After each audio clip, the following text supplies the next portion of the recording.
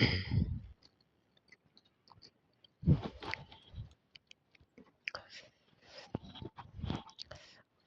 Guys, भाई good afternoon. आज हम फिर आ गए आप लोगों के लिए। जो विधाएं बची थी कथेतर गद्य, इसके अंदर कुछ विविध भी हम ले लिए हैं, छूट गया था। और उसके अलावा 2 विधाएं लिए हैं, जिसको हम करवा के उसके ऊपर फिर क्वेश्चन करवाएंगे। फिर आगे जो विधाएं बची होंगी हम उनको ले आएंगे। तो आज जो है हिंदी गद्य की विधाएं हैं, जो कि सभी परीक्षाओं के लिए अत्यधिक इम्पॉर्टेंट हैं। इन्हें बहुत गंभीरता के साथ अगर पढ़ते हैं तो इनका लाभ आपको परीक्षाओं में ज़रूर मिलेगा। तो चलिए भाई, डब्ल्यू में आप सबका स्वागत है। तो आज हम देखेंगे विविध, छूट गया था। तो अब विविध के जो है विविध शुरू करते हैं। उसके बाद हम 2 गद्य विधाएँ पढ़ाएँगे, फिर हर विधा पे हम क्वेश्चन लेके आएँगे। उसके बाद फिर गद्य गद्य विधाएँ पढ़ाएँगे। तो चलिए देखते हैं। महाविविध है। महावीर प्रसाद द्विवेदी, बाल मुकुंद गुप्त और गोविंद नारायण मिश्र ने हिंदी की अस्थिरता एक ऐतिहासिक बहस नामक ग्रंथ की रचना की। तो महावीर प्रसाद द्विवेदी और बाल मुकुंद गुप्त, ऐसा कहा जाता है कि उसमें जो है महावीर प्रसाद ने कोई व्याकरण ग्रंथ लिखा था, तो उसमें अस्थिरता शब्द उनको गलत लगा था। उस पर बाल मुकुंद गुप्त ने जो है बहुत वो किया था, बहस की थी। तो उसी पर जो है इन्होंने गोविंद नारायण ने, तो गोविंद नारायण महावीर प्रसाद द्विवेदी का पक्ष लेते हुए उन्होंने आत्माराम की टेटे निबंध भी लिखा था। तो ऐसा है, महावीर प्रसाद द्विवेदी, बाल मुकुंद गुप्त तथा गोविंद नारायण मिश्र ने हिंदी की अस्थिरता एक ऐतिहासिक बहस नामक ग्रंथ की रचना की। हिंदी की अस्थिरता एक ऐतिहासिक बहस। अब इसमें है कौन? महावीर प्रसाद, बाल मुकुंद और गोविंद नारायण मिश्र ने हिंदी की अस्थिरता ऐतिहासिक बात नामक ग्रंथ की रचना की। इन सब ने मिलकर के कौन से ग्रंथ की रचना की? अस्थिरता एक ऐतिहासिक बहस। महावीर प्रसाद द्विवेदी, बाल मुकुंद गुप्त तथा गोविंद नारायण ने, यानी तीनों लोगों ने मिलकर के क्या लिखी? हिंदी की अस्थिरता एक ऐतिहासिक बहस नामक ग्रंथ की रचना की। इसको ध्यान दीजिएगा, इम्पॉर्टेंट है। अब इसके बाद आ गई हमारी जो है ग्रंथावलियाँ, हिंदी साहित्य की महत्वपूर्ण ग्रंथावलियाँ जो कि पूछी जाती हैं परीक्षाओं में। जैसे ये है, देखिए, श्याम सुंदर दास की कबीर ग्रंथावली है, हरिऔध की कबीर वचनावली है, शुक्ल जी की जयश्री ग्रंथावली है। ये तीनों तो बहुत इम्पॉर्टेंट हैं। तो देखिए, श्याम सुंदर दास ने कबीर पर ग्रंथ लिखा, देखिए ग्रंथ की अवली लिखी। हरिऔध जी ने वचन की अवली लिखी। इसमें थोड़ा सा अंतर देख लीजिए कि श्याम सुंदर दास ने, देखिए, कबीर दोनों लोग लिखे हैं, हरिऔध भी कबीर लिखे हैं और जो है श्याम सुंदर दास ने भी कबीर लिखा है। लेकिन श्याम सुंदर दास ने ग्रंथ की अवली लिखी और हरिऔध ने वचन की अवली। कन्फर्म हो गया होगा।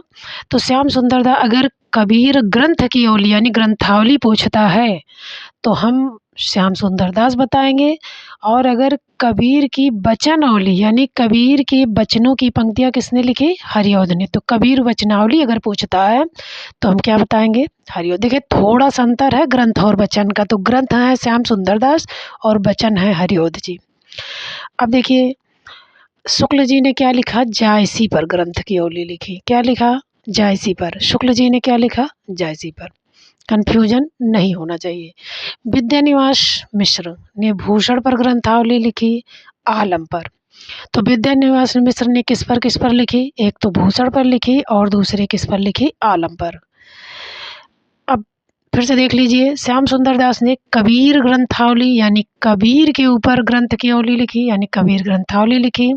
हरिऔध ने कबीर वचनावली लिखी और रामचंद्र शुक्ल ने जो है जायसी ग्रंथावली लिखी। विद्यानिवास ने किस पर लिखा? भूषण पर और आलम पर। विद्यानिवास ने किस पर लिखा? भूषण और आलम पर। तो विद्यानिवास जी ने 2 पर लिखा, भूषण पर और आलम पर। तो श्याम सुंदर दास ने कबीर पर लिखा, हरिऔध ने कबीर पर लिखा, रामचंद्र शुक्ल ने जायसी पर लिखा और विद्यानिवास ने भूषण और आलम पर लिखा। अब समझ में आ गया होगा।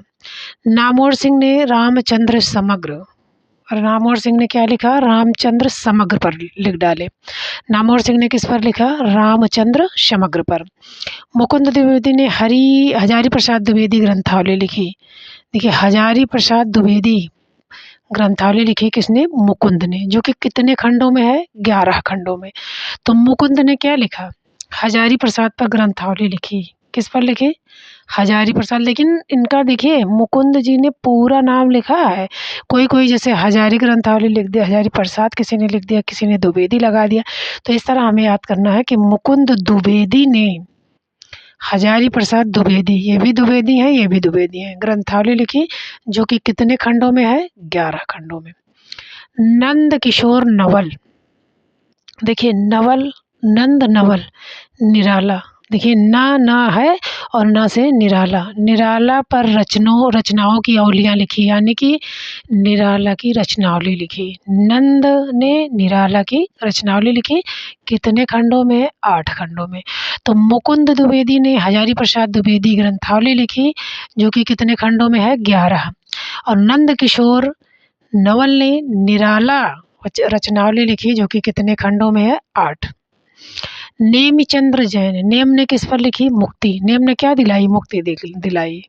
तो नेमिचंद्र मुक्ति बोध रचनावली, नेमिचंद्र ने क्या लिखा, मुक्ति बोध रचनावली, यानी इन्होंने मुक्ति बोध पर लिखा। नंद ने निराला पर लिखा और नेमिचंद्र जैन ने मुक्ति पर लिखा, यानी मुक्ति रचनावली, यानी कि इसके कितने खंड हैं, 6 खंड हैं। अब भारत यायावर ने क्या लिखी, रेणु रचनावली, ये इन्होंने क्या लिखी, रेणु रचनावली, जो कि कितने खंडों में है, 5। सुमित्रानंदन पंत ने खुद अपने ही ग्रंथ लिख डाला, अपने ग्रंथ की अवली, यानी सुमित्रानंद पंत ने सुमित्रानंद पंतावली ग्रंथावली लिखी, पंत ग्रंथावली, जो कि कितने खंडों में है, 7 खंडों में है। सुरेश शर्मा रघुवीर सहाय रचनावली, सुरेश ने किसके ऊपर लिखा, रघुवीर के ऊपर। सुरेश ने किसके ऊपर लिखा, रघुवीर सहाय रचनावली, रचनाओं, इनकी जितनी रचनाएं थी उन्होंने उस पर रचनावली लिखी, और कितने खंडों में लिखी, 6 खंडों में।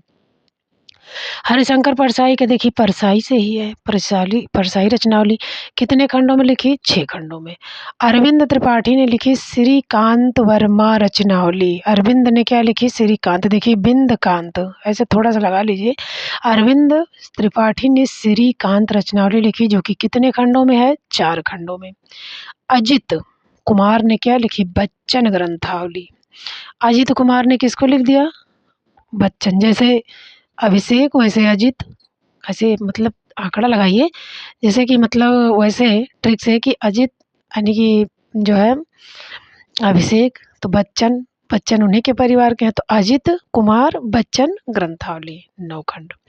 शोभाकांत बहुत इंपॉर्टेंट है, नागार्जुन पर ग्रंथावली लिखी, शोभाकांत ने किस पर लिखी, नागार्जुन, कितने खंड हैं, 7 खंड हैं। भगवती चरण वर्मा ने जो है शोभा कांत नागार्जुन के ही शायद बेटी थी। भगवती चरण वर्मा रचनावली 14 खंडों में है। चंद्रकांत वांड्योडेकर धर्म भारती ग्रंथावली लिखी, नीलाभ अश्क ने उपेंद्रनाथ, देखिए अश्क इसमें भी है, अश्क इसमें भी है, तो नीलाभ अश्क ने उपेंद्रनाथ अश्क रचनावली लिखी, जो कि कितने खंडों में है, 9 खंडों में। सदानंद शाही ने अयोध्या प्रसाद सिंह अरियोध उपाध्याय हरिऔध ग्रंथावली लिखी, जो कि कितने खंड में है, 10। निर्मला जैन ने किसको लिखा, महादेवी वर्मा साहित्य लिखा, निर्मला जैन ने क्या लिखा, महादेवी वर्मा साहित्य, जो कि कितने खंडों में है, 4। श्रीकांत वर्मा ने लिखा माखन लाल चतुर्वेदी ग्रंथावली, श्रीकांत ने किस पर लिखा, माखन पर। तो सदानंद ने अयोध्या पर लिखा, निर्मला ने महादेवी वर्मा पर लिखा, श्रीकांत ने माखन पर लिखा। नामौर सिंह मलयज की डायरी इंपॉर्टेंट है, नामौर सिंह किस पर लिखा, मलयज की डायरी, जो कि कितने खंडों में है, 3। कृष्णदत्त पालीवाल ने मैथिली षड़गुप्त ग्रंथावली लिखी, कृष्णदत्त पालीवाल ने क्या लिखी, मैथिली षड़गुप्त ग्रंथावली, जो कि कितने खंडों में है, 12। कल्याण सिंह शेखावत मीरा ग्रंथावली, नलिनी श्रीवास्तव पद्मलाल पुन्नालाल बक्सी ग्रंथावली लिखी, नलिनी श्रीवास्तव ने क्या लिखा, पद्मलाल पुन्नालाल बक्सी। वीरेंद्र जैन सर्वेश्वर दयाल सक्सेना ग्रंथावली कितने खंडों में लिखी? 9 खंडों में। शिवमंगल सिंह सुमन ने शिवमंगल सिंह सुमन समग्र यानी अपना नाम लेकर उसमें समग्र लगा दिया, कितने खंडों में लिखा? 5। शकुंतला ब्रजमोहन स्त्री उत्कर्ष ग्रंथावली कितने खंडों में लिखी? 4। जयदेव तनेजा मोहन राकेश रचनावली 13 खंडों में लिखी। नंद किशोर नवल तरुण ने क्या किसका लिखा? दिनकर रचनावली कितने खंडों में? 14। डॉक्टर मनोहर लाल गुलेरी ग्रंथावली, डॉक्टर मनोहर लाल ने क्या लिखा? तो इसमें सबसे ज़्यादा इम्पॉर्टेंट है, देखिए ऊपर देख लेते हैं। पहले तो ये है, महावीर प्रसाद द्विवेदी, बाल मुकुंद गुप्त तथा गोविंद नारायण मिश्र ने हिंदी की अनिस्थिरता एक ऐतिहासिक बहस नामक ग्रंथ लिखा। उसके बाद है श्याम सुंदर दास ने क्या लिखा? कबीर ग्रंथावली। हरिओद ने क्या लिखा? कबीर वचनावली। रामचंद्र शुक्ल ने क्या लिखा? जायसी ग्रंथावली। विद्यानिवास ने क्या लिखा? भूषण और आलम। नामवर सिंह ने रामचंद्र शुक्ल समग्र। ये 3 ज़्यादा इम्पोर्टेंट है। उसके बाद है मुक्तिबोध रचनावली, नेमचंद्र ने लिखा, जो कि कितने खंडों में है? 6 खंडों में। उसके बाद है अरविंद त्रिपाठी, श्रीकांत वर्मा, ये नहीं है। अजित कुमार बच्चन ग्रंथावली इम्पॉर्टेंट है। शोभा कांत, ये बहुत इम्पॉर्टेंट है, नागार्जुन रचनावली। उसके बाद जो है निर्मला जैन का देख लीजिए, महादेवी वर्मा साहित्य, जो कि कितने खंडों में लिखा? 4। नामवर सिंह, ये इम्पॉर्टेंट है, मलयज की डायरी, जो कि कितने खंडों में है? 3। कृष्णदत्त पालीवाल ने किस पर लिखा? मैथिली शरण गुप्त ग्रंथावली लिखी, जो कि कितने खंडों में है? 12 खंडों में। कृष्णदत्त पालीवाल ने क्या लिखा? मैथिली शरण गुप्त ग्रंथावली लिखी, जो कि कितने खंडों में है? 12। कल्याण सिंह शेखावत मीरा ग्रंथावली। नलिनी श्रीवास्तव पद्मलाल पुन्नालाल बख्शी। शिवमंगल सिंह शिवन शकुंतला ब्रजमोहन स्त्री उत्कर्ष ग्रंथावली। शकुंतला ने क्या लिखा? स्त्रियों के उत्कर्ष के बारे में ग्रंथ लिखा, जो कि कितने खंडों में है? 4। शकुंतला ब्रजमोहन ने क्या लिखा? स्त्री उत्कर्ष ग्रंथावली। अब नीचे देखते हैं, देखिए पद्मा सचदेवा बहुत इम्पोर्टेंट है। पद्मा सचदेवा ने क्या लिखा? बूंद बावड़ी, इंदिरा गांधी की मृत्यु पर लिखा है इन्होंने। तो पद्मा सचदेवा ने कब लिखा? 1999 में। कब लिखा? 1999 में। शीला झुनझुनवाला 2000, कुछ कही कुछ अनकही, कुछ कही कुछ अनकही, यानी शीला झुनझुनवाला ने कब लिखा? 2000 में। कब लिखा? 2000 में। मैत्री पुष्पा भाग 1 भाग 2, ये बहुत इम्पोर्टेंट, ये जितने हैं ये बहुत इम्पोर्टेंट हैं। तो पद्मा ने क्या लिखा? बूंद की बावड़ी, किस पर है? इंदिरा गांधी की जब मौत हुई थी तो उसके बारे में। कब लिखा गया? 99 में।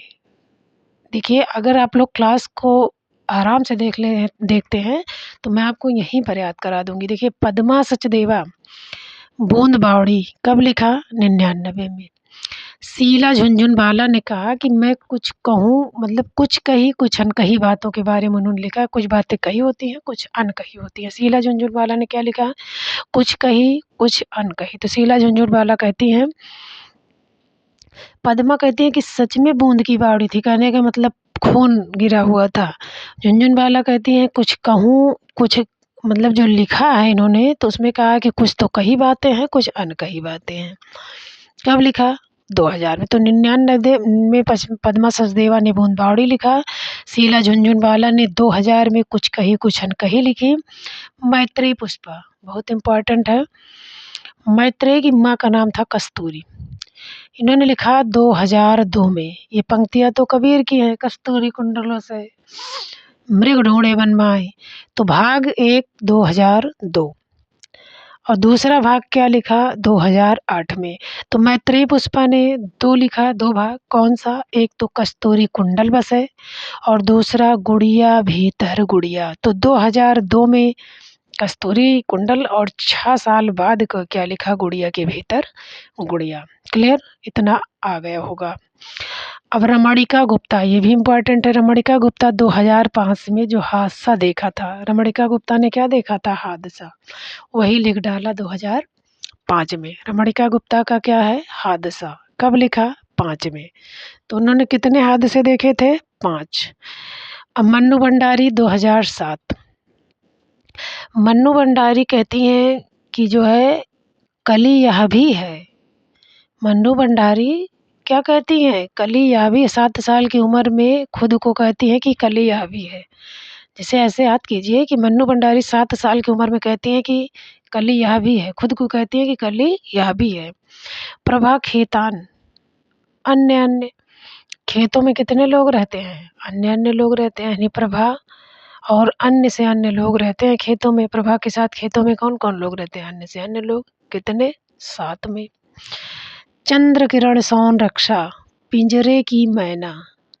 पिंजरे की मैना किस में थी? सोने में रखी हुई थी। किस में रखी थी? सोने के पिंजरे में। मैना किस में रखी थी? सोने के पिंजरे में। यानी कि चंद्र किरण सौन रक्षा, पिंजरे की मैना, और पिंजरे में क्या थे? संतरे ही संतरे थे। सोने में क्या थे? संतरे ही संतरे थे। तो सोने के पिंजरे में मैना जो है कहाँ थी? सोने के पिंजरे में। और वहाँ क्या थे? संतरे ही संतरे थे। तो चंद्र किरण सौन रक्षा का है 2008 में पिंजरे की मैना और संतरे और नहीं भाई सॉरी, अनीता राकेश का है संतरे और संतरे। अनीता राकेश के यहाँ क्या बोया जाता था? संतरा ही संतरा था। अनीता राकेश के यहाँ क्या था? संतरा ही संतरा, यानी कि संतरे। और ममता कालिया कितनी शहरों में कितनी बार, यानी कितने शहरों में घूमी पूछ रही हैं, तो 11 शहरों में घूमी। यानी कि 2011 में लिखा कितने शहरों में कितनी बार। ममता कालिया कितने शहरों में कितनी बार, तो पूछ रहे हैं कितने शहरों में कितनी बार घूमी, तो 11 बार घूमी, यानी कि 2011। चंद्रकांता हाशिए की इबादतें। चंद्रकांता क्या थी? हाशिए की इबादतें थी। कब? 2012 हाशिया थी। चंद्रकांता के बाद कितने हाशिया थी? 2012 हाशिए की इबादतें। मन्नू भंडारी कहती हैं एक कहानी ये भी है। अपने आप को क्या कहती हैं? एक कहानी ये भी है।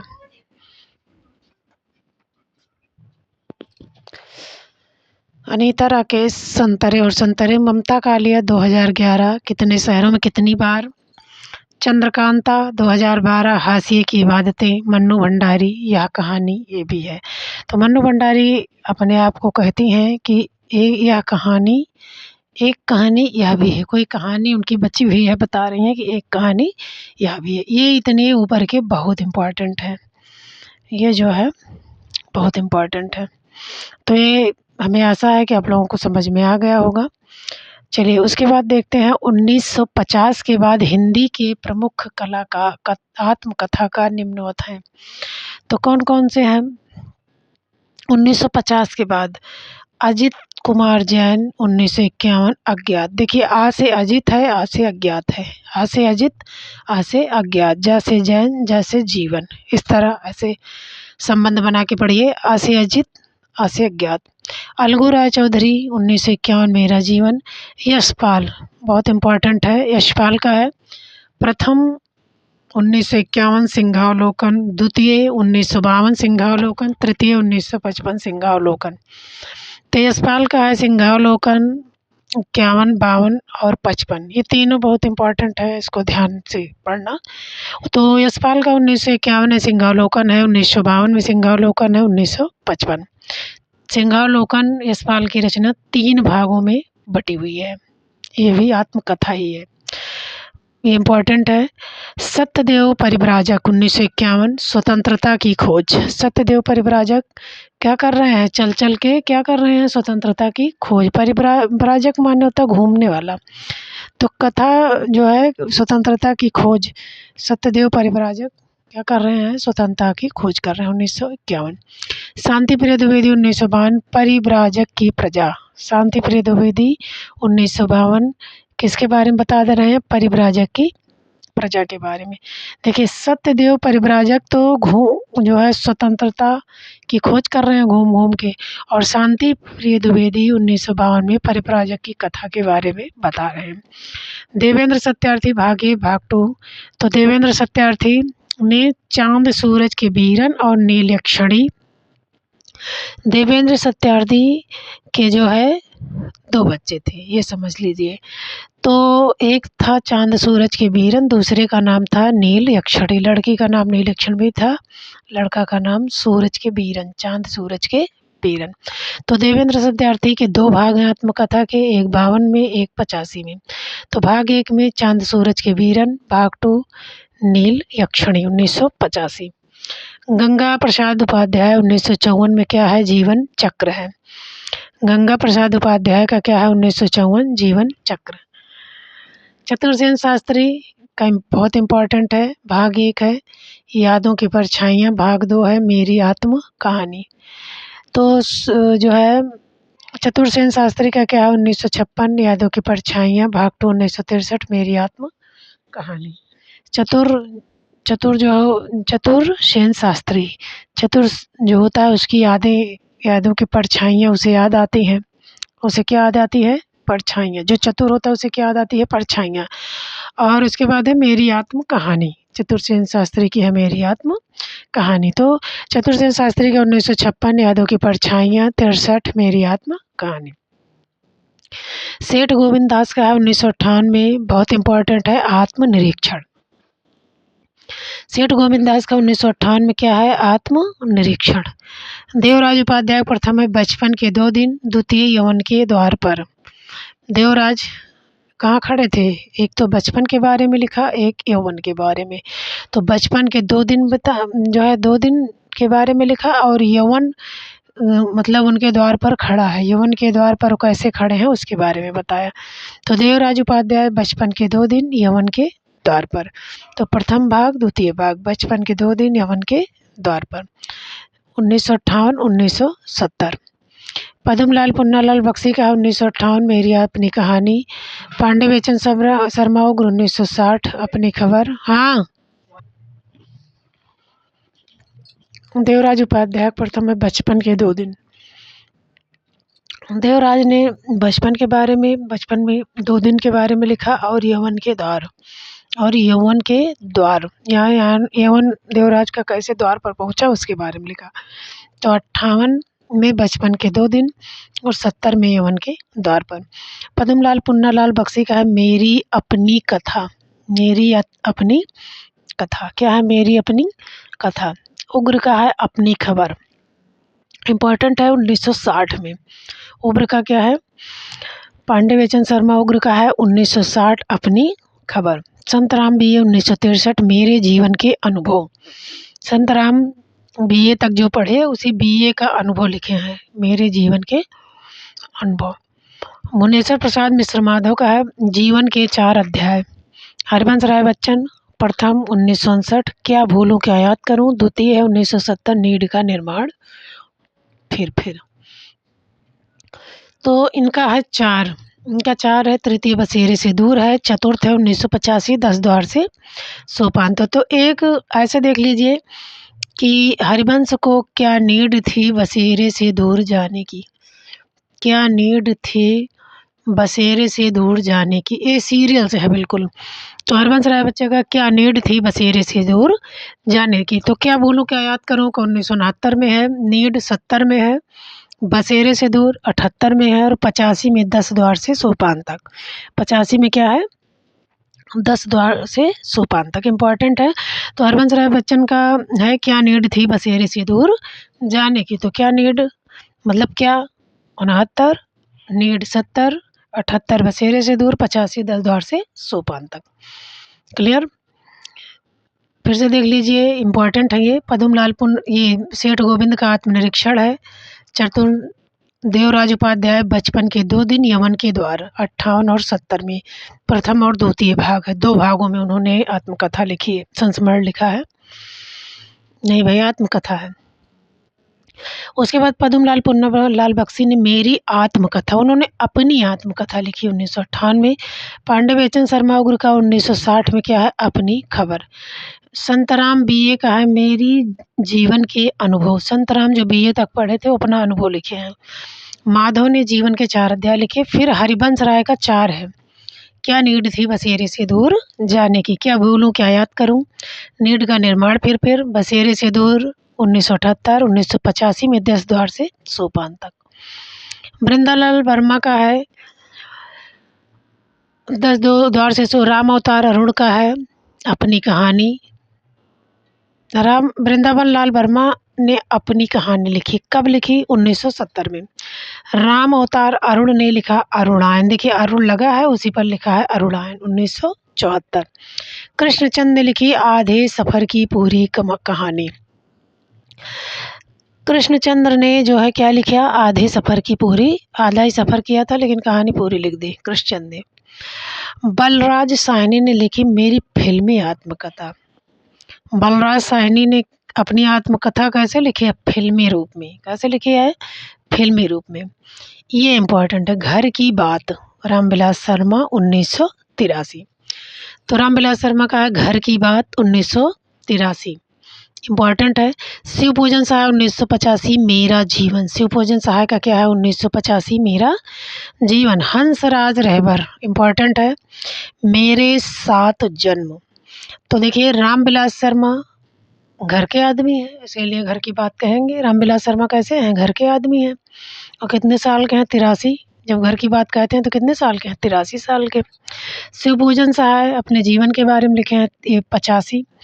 हंसराज रहबर का 3 खंड में है, 1986 मेरे सात जन्म।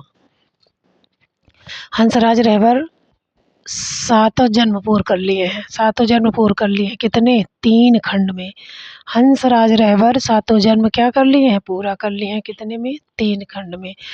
तो मेरे सात जन्म 1986।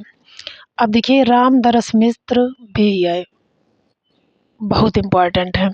तो रामदरस मिश्र है, प्रथम है 1984 जहाँ मैं खड़ा हूँ, द्वितीय रोशनी की पगडंडियाँ। यानी रामदेव मिश्र जहाँ रामदरस मिश्र जहाँ खड़े हैं वहाँ रोशनी की क्या है? पगडंडियाँ हैं।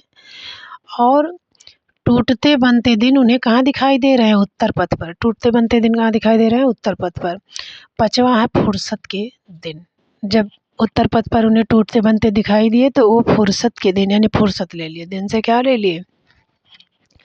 तो रामदरस बहुत इम्पोर्टेंट है। तो रामदरस यानी हंसराज ने 3 खंडों में सातों जन्म लिख दिया 86 में। हंसराज रहबर ने 3 खंडों में क्या लिख दिया? अपने सातों जन्म लिख दिए 86 में। और रामदरस मिश्र 1984 जहाँ मैं खड़ा हूँ, रोशनी की पगडंडियाँ, टूटते बनते दिन, उत्तर पथ। जहाँ खड़े थे वहाँ क्या थी? रोशनी थी। और टूटते उत्तर पथ थे, यानी टूटते बनते दिन, उत्तर पथ। और 5वां भाग उनका क्या है? 2000 में लिखा गया फुर्सत के दिन। फुर्सत के दिन उनको 5वें भाग में मिला। प्रथम में खड़े थे, द्वितीय में पगडंडियाँ थी, तीसरे में टूटते बनते दिन थे, चौथे में पथ है, और 5वें में फुर्सत पा गए। 5वें में क्या हुआ? फुर्सत पा गए। तो आशा है कि आप लोगों को समझ में आ गया होगा। चलिए ये भी इम्पोर्टेंट है। कन्हैयालाल मिश्र का 1989 में क्या है? तपती पगडंडियों का ज़माना। कन्हैयालाल जहाँ चलते हैं क्या है? वो पगडंडियाँ कैसी हैं? तपती रहती हैं। कन्हैयालाल जहाँ चलते हैं जैसे वो पगडंडियाँ कैसी हैं? तपती रहती हैं। तो कब है? 1989। फणीश्वर नाथ रेणु ने क्या दिया? आत्म परिचय अपना। फणी थे ना, यानी कि सर्प जैसे थे, तो 88 बार इन्होंने अपना आत्म परिचय दिया। कितनी बार? 88 बार आत्म परिचय दिया। अमृतलाल नागर का है टुकड़े टुकड़े दास्तान, बहुत इम्पोर्टेंट है। अमृतलाल नागर का क्या है? टुकड़े टुकड़े दास्तान, 1986, जो कि बहुत इम्पोर्टेंट है। ये नगेंद्र, डॉक्टर नगेंद्र का है 1988 अर्ध कथा। डॉक्टर नगेंद्र का है 1988 अर्ध कथा। डॉक्टर नगेंद्र ने आधी कथा, अर्ध कथा बनारसी दास चतुर्वेदी ने भी लिखी है, और डॉक्टर नगेंद्र ने भी। यशपाल जैन ने मेरी जीवन धारा। गोपाल प्रसाद व्यास ने 1994 में कहो व्यास कैसे कटी।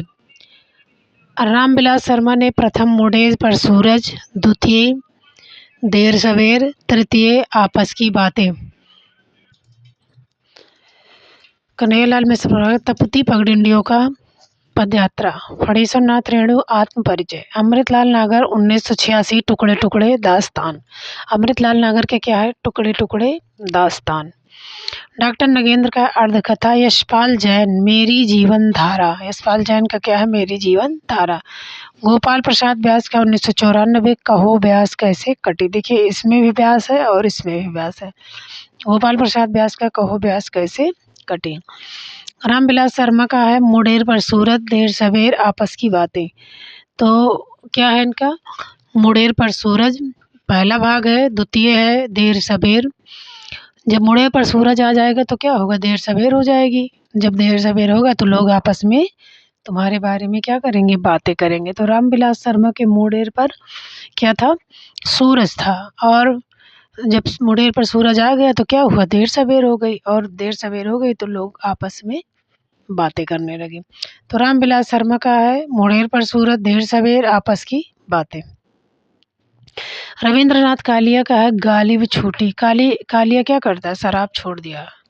और कालिया क्या किया, शराब छोड़ दिया। कब, 2000 में। 2000 रुपए देने पर क्या कर दिया, शराब छोड़ दिया। कमलेश्वर भाग 1 1905। जो मैंने जिया यादों का चिराग जलती हुई नदी।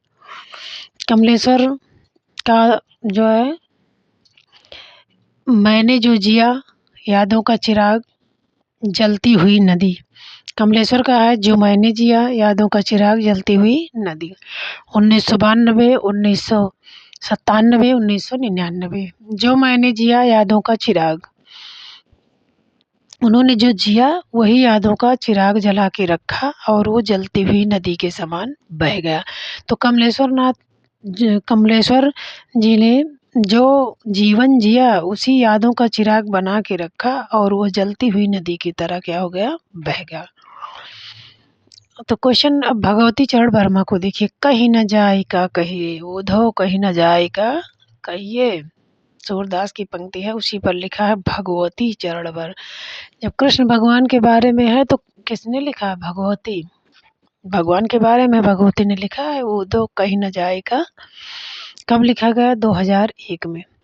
राजेंद्र यादव बहुत इम्पोर्टेंट है। राजेंद्र यादव का है मुड़ मुड़ के देखता हूँ। राजेंद्र यादव कैसे देखते हैं, मुड़ मुड़ के। अखिलेश 2001 और वह यथार्थ था। भीष्म सैनिक आज के अतीत, इम्पोर्टेंट है, 2003। अशोक वाजपेयी का पाव भर जीरे में ब्रह्म भोज। अशोक क्या करते हैं, पाव भर जीरा लेकर के क्या ब्राह्मण भोज ठान लेते हैं। कितना, अशोक वाजपेयी क्या करते हैं, पाव भर जीरा लेकर के क्या करते हैं, ब्रह्म भोज करते हैं।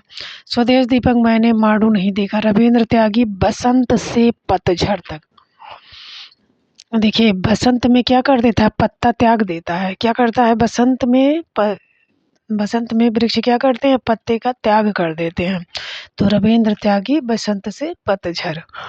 विष्णु प्रभाकर का है पंखहीन मुक्त गगन में पंछी उड़ गया।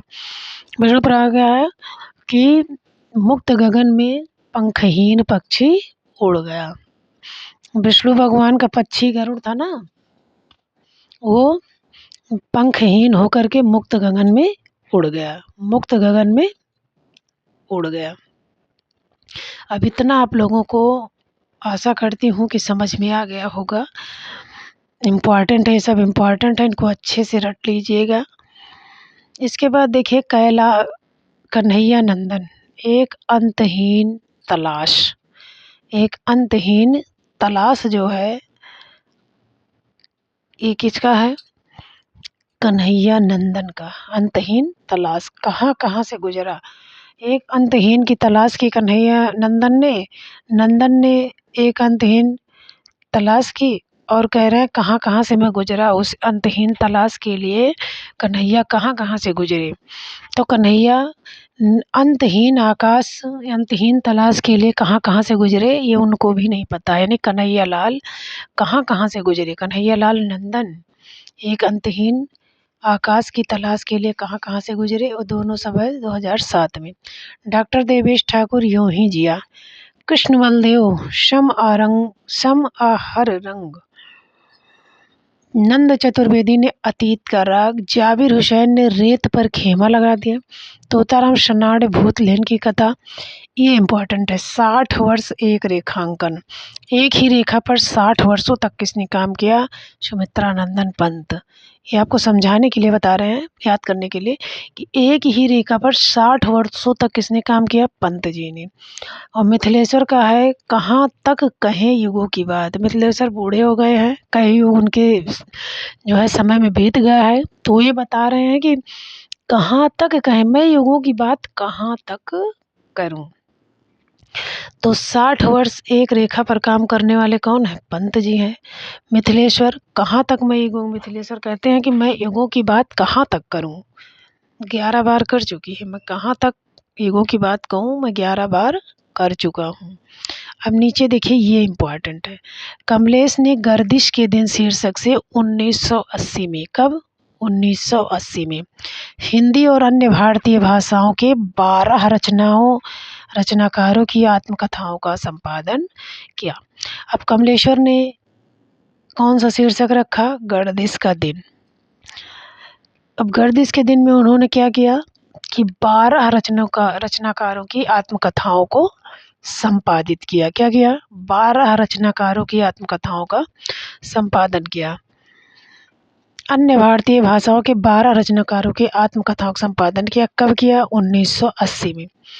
तो कमलेश्वर ने गर्दिश के दिन शीर्षक से सन 1980 में 12 भारतीय भाषाओं में 12 रचनाओं की आत्मकथाओं का संपादन। अब मान लीजिए पूछा जाए कि गर्दिश के दिन शीर्षक से किसने जो है भारतीय भाषाओं में 12 रचनाकारों की आत्मकथाओं का संपादन किया, तो किसने किया? कमलेश्वर ने। इम्पॉर्टेंट है। राजेंद्र यादव ने अर्चना वर्मा और बलवंत कौर के सहयोग से, अब गर्दिश के दिन उन्होंने तो हिंदी जो है भारतीय भाषाओं में 12 रचनाकारों की आत्मकथाओं का संपादन कमलेश्वर ने किया। कब? 1980 में, गर्दिश के दिन में। लेकिन राजेंद्र यादव ने देहरी भई विदेश शीर्षक से, जिसमें अर्चना भी थी, बलवंत भी थे, इन्होंने मिलकर के 20 लेखिकाओं के आत्मकथ्य का संपादन किया। कब किया? 2005 में। अब देखिए, देहरी भई विदेश को किसने किसके मिलकर लिखा? राजेंद्र यादव ने, अर्चना ने, बलवंत ने। इन्होंने क्या किया? 20 लेखिका यानी 20 महिलाओं की आत्मकथा को इकट्ठा करके देहरी भई विदेश में 2005 में लिख दिया। और जबकि कमलेश्वर ने गर्दिश के दिन में भारतीय 12 रचनाकारों को आत्मकथाओं को 1980 में लिखा। राजेंद्र यादव, अर्चना, बलवंत, ये सब लोगों ने मिलकर के, तीनों लोगों ने मिलकर के 20 लेखिकाओं की आत्मकथा को 2005 में देहरी भई विदेश नामक शीर्षक से लिखा। क्लियर? विष्णु चंद्र शर्मा ने 1984 में मुक्तिबोध की आत्मकथा लिखी। मुक्तिबोध की आत्मकथा किसने लिखी? विष्णु चंद्र शर्मा ने। कब लिखी? 1984 में। सूर्य प्रसाद दीक्षित ने निराला की आत्मकथा, देखिए विष्णु चंद्र ने तो मुक्तिबोध की आत्मकथा लिखी, सूर्य प्रसाद ने निराला की आत्मकथा लिखी। राजकमल चौधरी ने भैरवी तंत्र शीर्षक से आत्मकथा लिखी। राजकमल भैरव बाबा के क्या थे? पुजारी थे। वैसे याद करने के लिए, राजकमल क्या थे? भैरव बाबा के पुजारी थे। तो इन्होंने क्या लिखा? भैरव पर तंत्र इकट्ठा कर लिया। क्या लिखा? भैरवी तंत्र। तो कमलेश्वर ने गर्दिश दिन, जिसमें 12 रचनाकार थे, 80 में लिखा। राजेंद्र, अर्चना, बलवंत, 3 लोगों ने देहरी भई विदेश से 2005 में लिखा। और विष्णु चंद्र ने 84 में मुक्तिबोध की कथा लिखी। सूर्य प्रसाद ने निराला की आत्मकथा लिखी 1970 में। राजकमल ने भैरवी तंत्र शीर्षक से आत्मकथा लिखी। रामदरस मिश्र ने अपनी आत्मकथा को समय है सहचर शीर्षक से 1991 में प्रकाशित कराया। अब रामदरस ने अपनी आत्मकथा को किस नाम से? समय है सहचर, जो उनकी आत्मकथाएं थी, समय है सहचर शीर्षक से 1991 में क्या कर दिया? प्रकाशित करवा दिया। इम्पॉर्टेंट है। रामविलास शर्मा ने अपने 3 भागों में प्रकाशित आत्मकथा को अपनी धरती अपने लोग शीर्षक 1996 में प्रकाशित कराया। रामविलास शर्मा ने क्या किया? अपने 3 भागों में प्रकाशित। तो ये इतने जो है इम्पॉर्टेंट हैं। ऊपर तो इम्पॉर्टेंट है कि ये इम्पॉर्टेंट है, ये भी देहरी भई विदेश 2005 में। राजेंद्र यादव, अर्चना, बलवंत। विष्णु चंद्र शर्मा ने 1984 में मुक्तिबोध की आत्मकथा लिखी। सूर्य प्रसाद दीक्षित ने निराला की आत्मकथा लिखी। राजकमल चौधरी ने भैरवी तंत्र शीर्षक से लिखा। रामदरस ने 1991 में सहचर समय शीर्षक से प्रकाशित करवाया। रामविलास शर्मा ने अपने 3 भाग में प्रकाशित आत्मकथा को अपनी धरती अपने लोक शीर्षक से 1996 में प्रकाशित करवाया। अब हम आगे दलित आत्मकथा का विकास। दलित आत्मकथा का विकास। दलित आत्मकथाएं बहुत इम्पोर्टेंट हैं, बहुत इम्पोर्टेंट हैं, इनको अच्छे से पढ़िए। तो 1995 में प्रकाशित मोहनदास नेमिशराय ने अपने अपने पिंजरे हिंदी की पहली दलित आत्मकथा, देखिए एक क्वेश्चन ही बन गया कि हिंदी की पहली दलित आत्मकथा कौन सी है, तो क्या है अपने अपने पिंजरे। हिंदी की पहली दलित आत्मकथा कौन सी है, तो ये क्या है अपने अपने पिंजरे। किसने लिखा, मोहनदास नेमिशराय ने। कब लिखा, 1995 में। अब मान लीजिए पूछा जाए कि दलित आत्मकथा, प्रथम दलित आत्मकथा कौन है, तो अपने अपने पिंजरे है। किसने लिखा, मोहनदास नेमिशराय ने। कब लिखा, 1995। अब नीचे अन्य को हम देख लेते हैं। तो अन्य में है मोहनदास नेमिशराय अपने अपने पिंजरे, कब लिखा गया, 1995 में। और इसके कितने भाग हैं, कभी कभी पूछा जाता है अपने अपने पिंजरे के कितने भाग हैं, तो कितने हैं, 2। बहुत इंपॉर्टेंट है। ओम प्रकाश वाल्मीकि जूठन 1997 में। ओम प्रकाश वाल्मीकि को क्या मिला, जूठन, जो कि कब लिखा गया, 97 में। तो अपने अपने पिंजरे 95 में लिखा गया और जूठन कब लिखा गया, 97 में। अपने अपने पिंजरे किसने लिखा, मोहनदास नेमिशराय ने। ओम प्रकाश वाल्मीकि ने क्या लिखा, जूठन लिखा। कौशल्या बैशंती ने क्या लिखा, दोहरा अभिशाप। कौशल्या बैशंती ने क्या लिखा, दोहरा अभिशाप। कौशल्या को कैसा अभिशाप मिला था, दोहरा। कब मिला, 1999 में। तो अपने अपने पिंजरे 95, 2 भाग, जूठन 97 और दोहरा अभिशाप कौशल्या बसंती का है 1999। माता प्रसाद बहुत इम्पोर्टेंट है। झोपड़ी से राजभवन तक इनका कैसा सफ़र रहा, इन्होंने उसके बारे में बताया है। तो 2002 माता प्रसाद का है। झोपड़ी से राजभवन कब है, 2002।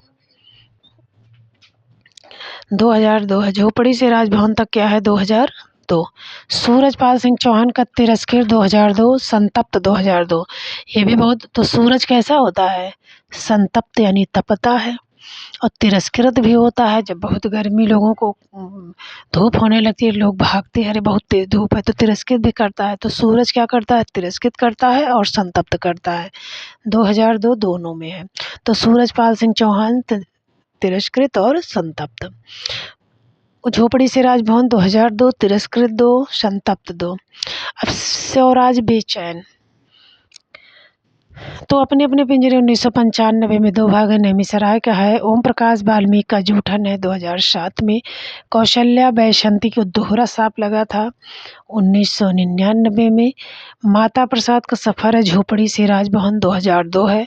सूरज पाल सिंह चौहान तिरस्कृत 2002, संतप्त 2002। क्लियर, इतना आपको समझ में आ गया होगा। अब नीचे देखते हैं, स्वराज सिंह बेचैन। बेवक्त गुजर गया माली, मेरा बचपन मेरे कंधे पे। देखिए स्वराज सिंह बेचैन है, तो बेचैनी वाली बात भी इन्होंने की। माली गुजर गया उसके बारे में बेचैन है। स्वराज कैसे बेचैन है, माली गुजर गया उसके बारे में बेचैन है। और मेरा बचपन मेरे कंधे पर, उनका बचपन उनके कंधे पर लग गया, तब भी वो बेचैन है। तो स्वराज सिंह क्या है, बेचैन है। कैसे, बेवक्त, माली जो गुजर गया बेवक्त, उससे बेचैन है, और उनका बचपन उनके कंधे पर, वो भी बेचैन है। तो छा में माली गुजरा और उनका बचपन उनके कंधे पर 9 में आ गया। राम शंकर आर्य इम्पॉर्टेंट है। घुटन, राम शंकर आर्य को क्या हो रही है, घुटन हो रही है। कब, 2005। तुलसी राम बहुत इम्पॉर्टेंट है, तो इनका मुर्दैया है 2010 में लिखा गया पहला भाग।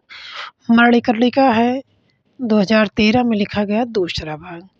तो तुलसी राम का मुर्दैया 2010 में प्रथम भाग, मणिकर्णिका है 2013 में दूसरा भाग। तो इनकी ये दोनों इम्पॉर्टेंट हैं, मुर्दैया मणिकर्णिका जो घाट है वहाँ आप देखेंगे तो क्या होता है, मुर्दे ही जलाए जाते हैं। तो 10 में मुर्दा जलाया गया, मणिकर्णिका घाट पर 13 में पहुंच गया। 10 में क्या हुआ, मुर्दा जलाया गया, मणिकर्णिका घाट पर 13 में पहुंच गया दूसरा भाग। तो मुर्दैया, मणिकर्णिका 10 और 13। डी आर जाटो, मेरी सफ़र मेरी मंजिल। उनका सफ़र कहाँ था, जाटो का क्या है, मेरा सफ़र मेरी मंजिल तक ही है। इतना समझ में आ गया होगा। उसके बाद देखते हैं किशोर शांताबाई काले छोरा कुल्हाटी। किशोर शांताबाई क्या लिखती हैं, छोरा कुल्हाटी। रूप नारायण सोनकर का नागफनी है मेरे जीवन की बाइबिल, तो इनका नागफनी इम्पॉर्टेंट है जो कि 2007। धर्मवीर भारती बहुत इम्पॉर्टेंट है। तो रूप नारायण नागफनी मेरा जीवन का बाइबिल, नागफनी जो उनकी थी सोनकर की, उनके जीवन की क्या थी, बाइबिल थी। नागफनी जो थी वो सोनकर के जीवन की क्या थी, बाइबिल। धर्मवीर भारती मेरी पत्नी और भेड़िया 2009। धर्मवीर भारती का क्या है, मेरी पत्नी और भेड़िया। उन्होंने पत्नी और भेड़िया को एक समान रखकर बताया। धर्मवीर भारती ने क्या बताया, मेरी पत्नी और भेड़िया। कब, 9 में। मेरी पत्नी और भेड़िया, देखिए भेड़िया ऐसे है तो ऐसे, तो समझ लो 9, भेड़िया 9। धर्मवीर भारती मेरी पत्नी और भेड़िया। सुशीला टकभोरे शिकंजे का दर्द 11। ये दोनों बहुत इम्पोर्टेंट है कि धर्मवीर भारती ने कहा मेरी पत्नी और भेड़िया, तो 2009 है। सुशीला टकभोरे शिकंजे का दर्द क्या है, 11। शिकंजे के दर्द में कितनी सुई लगी, 11। सुशीला टकभोरे को कितनी सुई लगी, 11। शिकंजे का दर्द सुशीला टकभोरे। अब देख लीजिए अन्य अनूदित दलित, यानी कि वो तो मेन थे, अब अन्य भी देख लीजिए। दया पवार बलूत मराठी अछूत है, इम्पोर्टेंट है। अछूत किसने लिखा, दया पवार ने। अक्कर मासी 91 में किसने लिखा, लिम्बाले ने। एक ऐसी मराठी है, उसी का जो है अनुवाद किया है, अनुवादित है, यानी जो है अनुवाद किया है। देखिए लिम वाले, यहाँ भी ऐसे आधा आधा लिखा है, मम वाले अक्कर मासी, ऐसे अंदाज लीजिए। तो शरण कुमार लिम्बाले का अक्कर मासी है, कब है, 91 में। लक्ष्मण गायकवाड़ का है उचक्का। लक्ष्मण गायकवाड़ कैसे थे, उचक उचक कर गा रहे थे। कैसे गा रहे थे, उचक उचक कर। प्रेम गोरखी गैर हाजिर आदमी, बेबी काम वाले जीवन हमारा, बेबी हलधर, ये इम्पोर्टेंट है। बेबी हलधर का क्या है, आलो आंधारी, जो कि बांग्ला भाषा का क्या है, अनुवाद है। आलो आंधारी क्या है, हलधर। देखिए हलधर लिखा है धारी, धर धारी। बेबी हलधर आलो अंधारी किस भाषा में, बांग्ला भाषा में। कब लिखा गया, 2002 में। कब लिखा गया, 2002 में। सीमा जी का तोशेन जापानी अवज्ञा, पंजाबी छांग्या रुख। सोन काम्बले 8 बगीचे पक्षी, यादों के पक्षी, सोन काम्बले। लक्ष्मण माने पराया, इतना। अब हम आ गए जीवनी पर। अब जीवनी देखिए, जीवनी विधा भी बहुत इम्पोर्टेंट है। तो इसमें है हिंदी की प्रमुख जीवनियाँ, जिसमें पहली जीवनी कौन मानी जाती है, दयानंद दिग्विजय। ये प्रथम जीवनी, अभी मान लीजिए पूछा जाए कि प्रथम जीवनी कौन सी है, तो दयानंद दिग्विजय। किसने लिखा, गोपाल शर्मा शास्त्री ने, जो कि 1881 में लिखी गई। तो गोपाल शर्मा शास्त्री की दयानंद दिग्विजय पहली जीवनी कब लिखी गई, 1881 में। राधा कृष्णदास ने क्या लिखा, बाबू हरिश्चंद्र का जीवन चरित्र।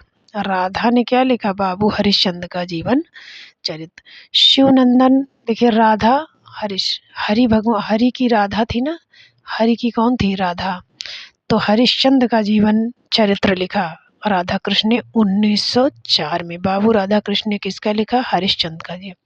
शिवनंदन ने किसका लिखा, केवल हरिश्चंद्र का। देखिए राधा कृष्ण दास में भारतेंदु बाबू हरिश्चंद्र का जीवन इतना बड़ा लिखा है, और शिवनंदन ने हरिश्चंद्र केवल, जैसे शिवनंदन छोटा है वैसे हरिश्चंद्र 1905 में। आचार्य रामचंद्र शुक्ल ने किसका लिखा, 1913 में। बाबू राधा कृष्ण दास, इन्होंने राधा और कृष्ण दोनों पर लिखी। रामचंद्र शुक्ल ने 1913 में किस पर लिखे, बाबू राधा कृष्ण दास। घनश्याम दास भी बड़ा बिड़ला इम्पोर्टेंट है, 1940 में किसने, बापू। सुशीला नायर का है 1949 में, बापू के कारावास की कहानी। सुशीला नायर उस समय थे जब बापू कारावास में थे, तो वही उनकी कहानी लिख डाली, तो 1949। ब्रजरत्न दास ने भारतेंदु हरिश्चंद्र पर, देखिए किसी ने हरिश्चंद्र लिखा, किसी ने भारतेंदु बाबू हरिश्चंद्र लिखा, थोड़ा थोड़ा अंतर है। रामचंद्र वर्मा ने लिखा महात्मा गांधी।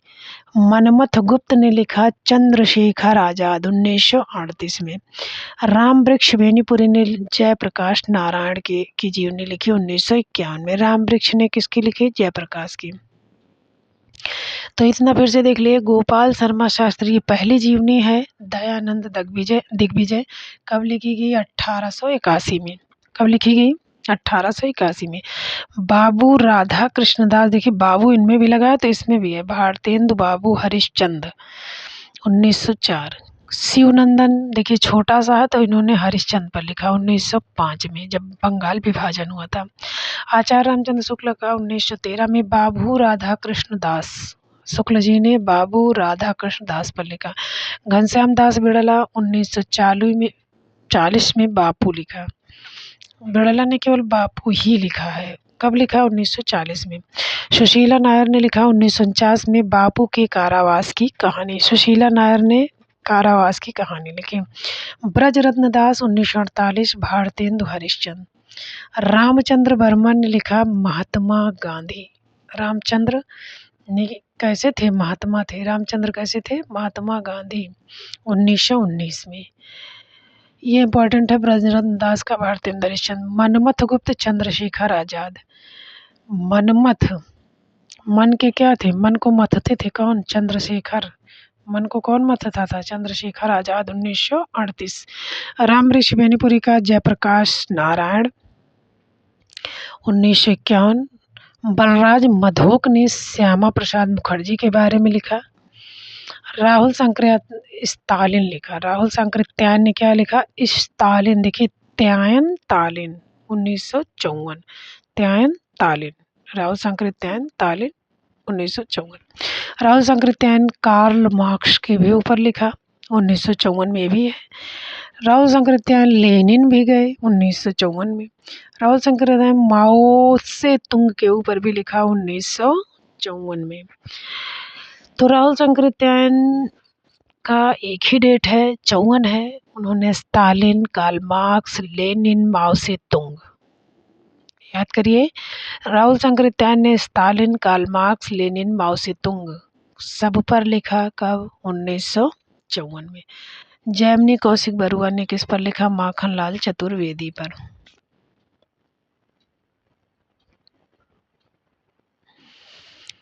तो और देखिए थोड़ा सा है।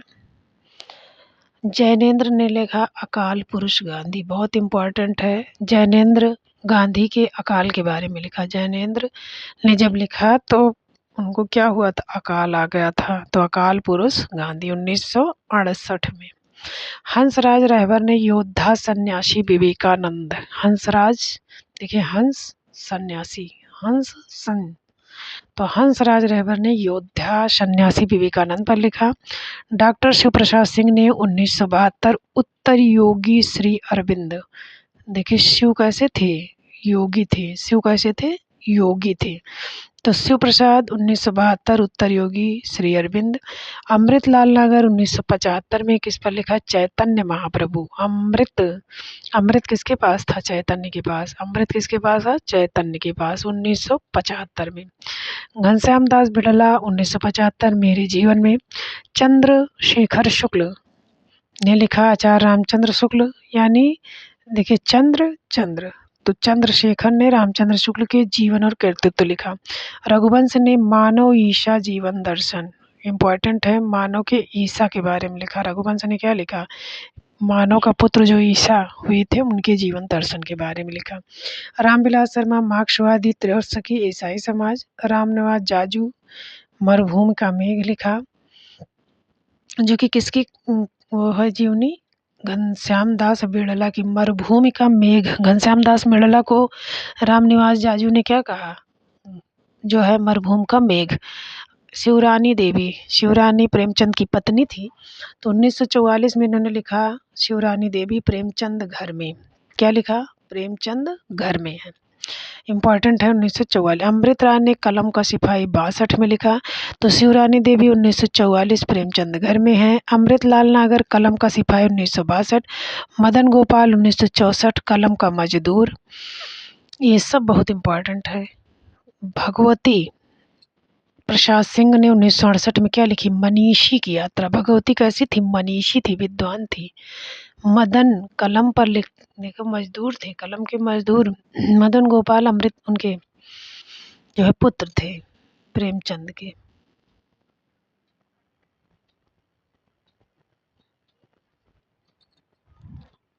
अमृत राय थे कलम का सिपाही, मदन गोपाल कलम का मजदूर, भगवती प्रसाद सिंह ने मनीषी की लोक यात्रा।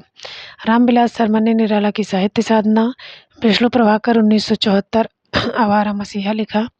शरत चंद की जीवनी है। शांति जोशी ने सुमित्रा नंदन पंत। देखिए शांत शांत यानी कि पंत, शांत पंत, सुमित्रा नंदन पंत ने जीवन और साहित्य लिखा। शिवसागर मिश्र ने लिखा दिनकर एक सहज पुरुष है। शिवसागर मिश्र ने क्या लिखा? दिनकर एक सहज पुरुष है 1981 में। शोभाकांत ने लिखा 1981 में बाबूजी नागार्जुन। शोभाकांत ने क्या लिखा? बाबूजी नागार्जुन। विष्णु चंद्र शर्मा ने 1976 में क्या लिखा? अग्नि सेतु। अग्नि का सेतु कौन बना रहा था? विष्णु भगवान। अग्नि का सेतु कौन बना रहा था? विष्णु भगवान। किसकी जीवनी है? नजरुल इस्लाम की। अग्नि सेतु किसकी जीवनी है? नजरुल इस्लाम की। विष्णु शोभाकांत बाबूजी के लिखी है जीवनी। जगदीश चंद्र माथुर जिन्होंने जीना जाना 1971। जगदीश चंद्र ने क्या किया? जीना जाना। तेज बहादुर बड़े शमशेर बहादुर जी। तेज बहादुर चौधरी ने लिखा बड़े शमशेर। जैसे तेज बहादुर वैसे शमशेर। कमला शंकरित्यायन ने लिखा महामानव पंडित राहुल शंकरित्यायन, इनकी पत्नी थी। विष्णु चंद्र शर्मा समय साम्यवादी। प्रतिभा अग्रवाल ने प्यारे हरिश्चंद्र जू। देखिए हरिश्चंद्र जू लगा दिया प्यारे। सुलोचना रांगे राघव का एक अंतरंग परिचय। सुलोचना ने लिखा रांगे राघव का अंतरंग परिचय, इनकी खास है। मदन मोहन ठाकुर, राजेंद्र यादव। बिंदु अग्रवाल इम्पोर्टेंट है, स्मृति के झरोखे से 1999। बिंदु अग्रवाल ने क्या लिखा? 1999 स्मृति के झरोखे से भारत भूषण। ज्ञानचंद्र जैन ने लिखा कथा शेष। किसकी है? अमृतलाल नागर की। ज्ञानचंद्र जैन 1999, कथा शेष अमृतलाल नागर। महिमा मेहता उत्सव पुरुष मेहता। कुमुद नागर ने, ये इम्पोर्टेंट है, बट वृक्ष की छाया में 2006 में। तो कुमुद नागर ने क्या लिखा? बट वृक्ष की छाया में अमृतलाल नागर की जीवनी है। बट वृक्ष की छाया में कौन बैठा? कुमुद बैठे, अमृतलाल नागर। ज्ञानचंद्र जैन ने भारतेंद्र हरिश्चंद्र एक व्यक्तित्व। गायत्री कमलेश्वर ने लिखा कमलेश्वर मेरे हम सफर, इनकी पत्नी थी, 2005 में लिखा। कृष्ण बिहारी मिश्र का कल्पतरु की सुलीला। विजय बहादुर मिश्र आलोचक। मंटो जिंदा है, नरेंद्र मोहन ने लिखा। क्या लिखा? मंटो जिंदा है, 2012 में लिखा। किसने लिखा? नरेंद्र मोहन ने। पुरुषोत्तम अग्रवाल ने लिखा कोलाज अशोक वाजपेयी। इम्पॉर्टेंट है, पुरुषोत्तम अग्रवाल ने 2012 में लिखा कोलाज अशोक वाजपेयी। अखिलेश ने मकबूल लिखा। राम कमल राय इम्पॉर्टेंट है, शिखर से सागर तक। कमल कहाँ खिलता है? सागर में तो नहीं खिलता है, लेकिन शिखर से सागर तक यानी शिखर से सागर में खिलता। अज्ञेय की जीवनी है। शिखर से सागर किसकी जीवनी है? अज्ञेय की, 1986 में लिखा गया। तो देखिए हिंदी के प्रथम जीवनीकार गोपाल शर्मा शास्त्री हैं। गोपाल शर्मा शास्त्री हैं। देखिए यही है पहले, ये देखिए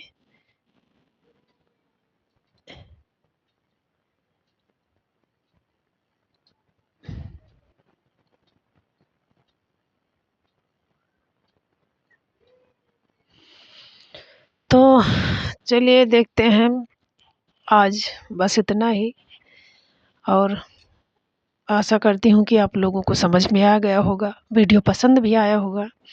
और जो कुछ कमियां हो आप कमेंट ज़रूर कीजिए। और इसके बाद अब हम ये जो 2 टॉपिक पढ़ाए हैं इस पर हम कल क्वेश्चन लेके आएंगे और हम लोग आप लोगों का कॉन्सेप्ट क्लियर कराएंगे। चलिए, धन्यवाद।